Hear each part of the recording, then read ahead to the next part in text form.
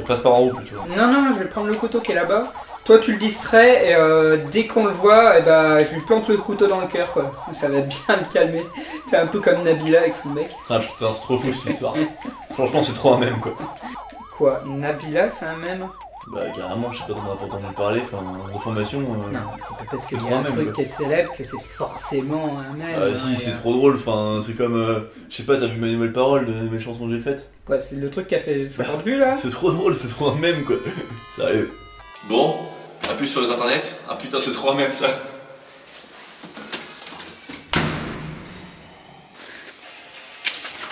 Hop, un de moins. Quoi? Oh là là, énorme, c'est juste énorme. Je sais pas si t'as vu ma dog, mais nous les ventilateurs, on est trop devenus des mères. Plus de vierge. Vous savez ce que ça veut dire? Ça veut dire que même mes amis ne savent pas utiliser le mot même dans une phrase correcte. Je crois que j'ai sacrément merdé sur ce coup-là.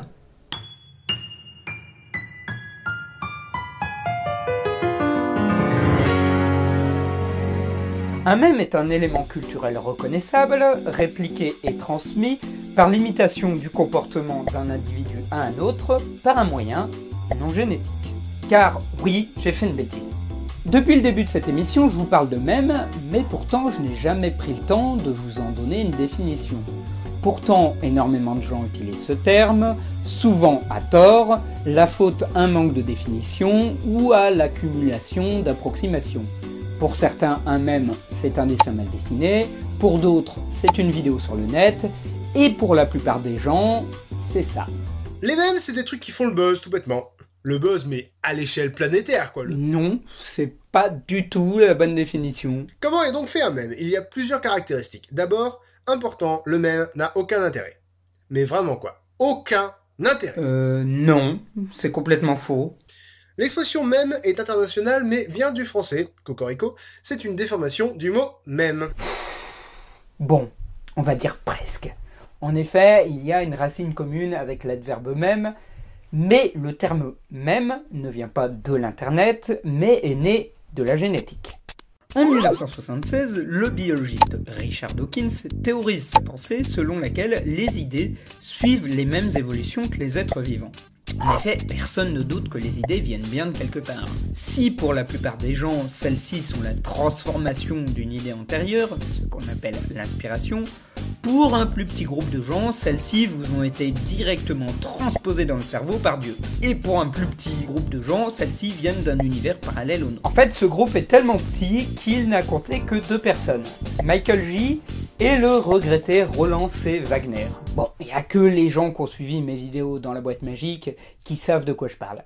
Pour Dawkins, tout comme les êtres vivants, qui se génèrent et se multiplient tout en gardant certaines caractéristiques d'individu en individu, les idées évoluent au fil du temps en s'inspirant les unes des autres. Si chez l'être vivant, l'unité constituant l'information à transmettre est le gène, il fallait trouver un nom pour l'unité constituante d'une idée. Dawkins s'inspira du grec mimesis, imitation, pour donner le mot même. Et tout comme il existe la génétique, qui peut servir aussi bien à analyser pourquoi les grands hérissons et les hérissons d'Algérie sont semblables, tout comme à expliquer pourquoi vous avez hérité du gros pif de votre grand-père, il existe la mémétique, qui peut servir à analyser pourquoi le scénario d'un film hongkongais des années 60 ressemble à un film hollywoodien n'ayant strictement rien à voir, tout comme il permet d'expliquer pourquoi vous avez hérité à peu près du même discours sur la chasse que votre grand-père. Au passage, Dawkins est marié à Lalla Ward, l'une des actrices ayant joué une assistante du docteur dans Doctor Who, femme qu'il a rencontrée grâce à l'intervention de Douglas Adams, l'auteur du Guide du retard intergalactique. Oui, ok, ça n'a rien à voir dans l'exposé, mais les gens aiment bien que je parle de Doctor Who et de Douglas Adams. Putain, mais c'est quoi ce bruit? Et pourquoi tu dis du mal de trop bien chelou?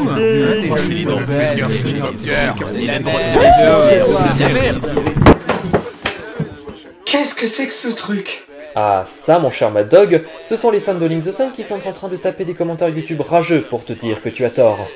Mais j'ai rien dit de méchant contre Link the Sun. Et puis, J'ai même pas eu le temps de finir ma vidéo. Parce que tu crois que sur YouTube, les gens attendent la fin de la vidéo pour réagir. Merde. Bon bah merci pour le caméo mec. Moi je crois que je vais rester ici. Bon bah... tant pis pour le changement de décor.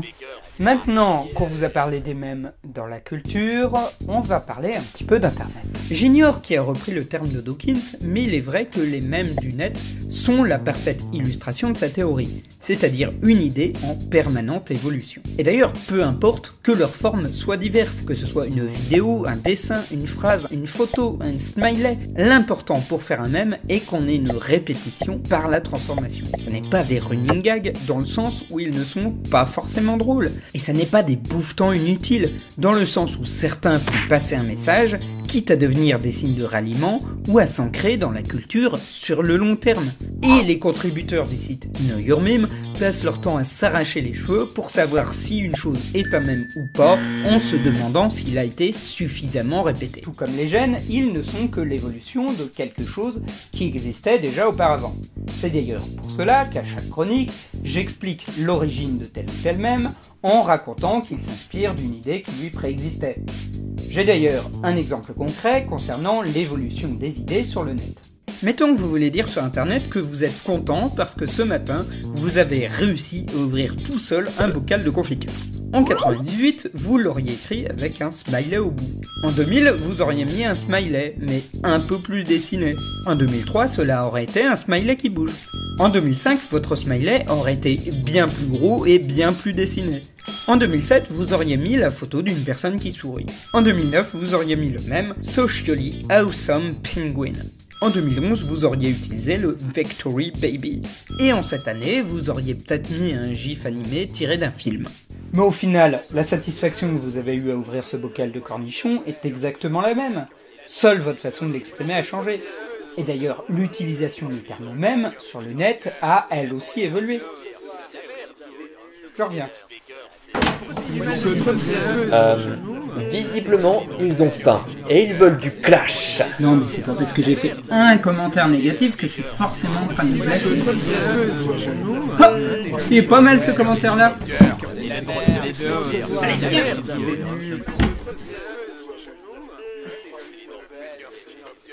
Alors, comme ça, on me reproche de parler de 4chan. Au départ, le terme de mème internet est né sur des sites qui n'étaient pas vraiment connus par les internautes, principalement sur des forums ou des sites comme 4chan. Celui-ci fut le créateur de nombreux mèmes car son côté protéiforme permettait des running gags et des private jokes. Au départ, peu de gens savaient qui était Pédobert, ou connaissaient l'importance du spammage du mot dessous, ou comprenaient le gag de la Triforce. Ceux qui posaient des questions étaient considérés comme des petits novos, des noobs, et les sites compilant des mèmes, comme l'Encyclopédia Dramaticae, étaient peu clairs et assez insultants pour les petits nouveaux. Mais le mème se doit d'évoluer, sinon tel un animal, il reste toujours au même endroit et il finit par mourir. Les mèmes les plus marquants sont sortis de 4chan et ont été partagés, expliqués et réutilisés. De simples private jokes, le terme mème a désigné des gags spécifiques au net, puis même à d'autres médias, finissant par parler des catchphrases des séries connues, des paroles de chansons ou des gimmicks de pub. Est-ce une bonne ou une mauvaise chose ? À titre personnel, je m'en fiche. Je suis là pour analyser et pas vraiment pour juger. Mais ce genre de petits commentaires laisse à penser qu'il existe des gens qui préféraient l'époque où ce genre de gag était réservé à un cercle assez restreint. Le seul problème, c'est que les gars, il va falloir s'y faire, hein, parce que vu la popularité de 4chan et son influence sur le net, et on l'a vu ces derniers mois, ça va être dur de passer sous silence. Un autre problème, c'est que le terme mème étant devenu trop populaire, les gens l'utilisent sans trop savoir comment. Ainsi, j'ai corrigé pas mal de gens qui m'avaient dit qu'ils étaient devenus des mèmes. Non, soyons bien clairs. Si vous êtes apparu dans votre salon en train de danser le Harlem Shake ou de faire du twerking, vous n'êtes pas devenu un mème. Vous avez participé à un mème, c'est tout. Par contre, si votre visage a été détourné, s'il s'est retrouvé dans plusieurs images comiques et qu'il est devenu une sorte de stéréotype du net, alors bravo, vous êtes devenu un mème. Et encore, prenons le cas de Chuck Norris. Il y a la version même de Chuck Norris, un type tellement fort et badass qu'il a des pouvoirs de demi-dieu. Il y a la version romancée de Chuck Norris, c'est-à-dire le personnage qu'il incarne dans ses films, un protecteur de la loi, bagarreur et populaire. Et il y a le vrai Chuck Norris, un connard de texan républicain, imbu de sa personne. Mais finalement, c'est un juste retour des choses. Le terme même est dévoyé de son sens, ce concept change, bref, il évolue, ce qui confirme la théorie de Dawkins. Et j'aurais limite envie de dire que...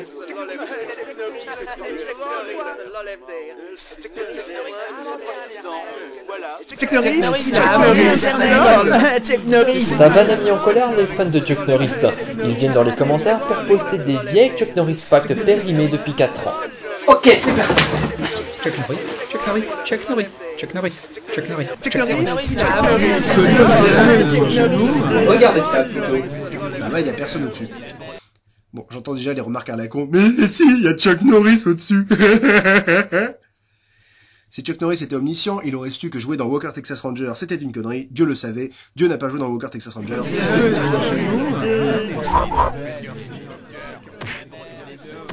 Le système fonctionne. Avant que vous ne partiez, je tiens à expliquer que je n'ai rien contre Link the Sun, ni même contre les commentaires YouTube. Tout ça, ça a été écrit pour la blague. Si vous voulez quelque chose d'un peu plus sérieux et d'argumenté... Oui, j'ai un problème avec le point culture de Link the Sun, et c'est le mot culture qui fait que les gens pensent que c'est une émission sérieuse. Or, au départ, force est de l'accepter, lorsque j'ai vu le point culture sur les mèmes, j'ai fait la gueule. J'avais vu quelques numéros du Point Culture, un peu avant, et je trouvais l'émission sympa. Mais après ce numéro-là, j'ai juste jeté l'éponge. Comprenez-moi, ça faisait déjà entre 1 et 2 ans que je faisais la chronique facile sur un site d'info, et j'avais déjà pas mal d'articles en ligne, et je savais très bien ce qu'était un mème. Et puis arrive cette vidéo, dans laquelle Link the Sun aligne tout ce qui pouvait m'énerver. Premièrement, sa définition est complètement bancale. Les mèmes, c'est des trucs qui font buzz et ça n'a strictement aucun intérêt. Bon, j'ai donné une autre définition dans ma chronique et expliqué pourquoi c'était faux.